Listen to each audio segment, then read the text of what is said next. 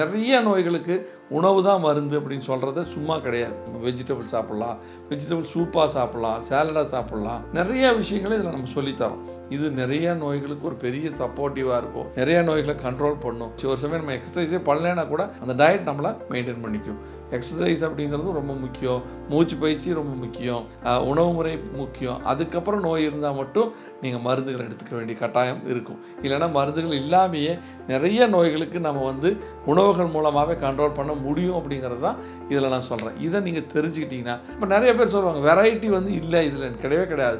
நிறைய வெரைட்டியாக நீங்கள் செய்யலாம். அப்புறம் தோசை சாப்பிட்ணுன்னா நீங்கள் பச்சை பயிர் மாவு பெசரட்டு மாதிரி செஞ்சு சாப்பிட்லாம். அதுலேயே நீங்கள் ஒரு எக்கை பீட் பண்ணி சாப்பிட்டீங்கன்னா ரொம்ப நல்லாயிருக்கும். ஒரு எக்கு முட்டை சாப்பிட்றீங்க, நல்லா பட்டர் நிறைய ஊற்றி நல்லா ஃப்ரை பண்ணி கூட நீங்கள் சாப்பிட்லாம். எப்போ கார்போஹைட்ரேட்டும் ஃபேட்டும் மிக்ஸ் ஆகுதோ அப்போ தான் அது கொலஸ்ட்ராலாக மாறும்.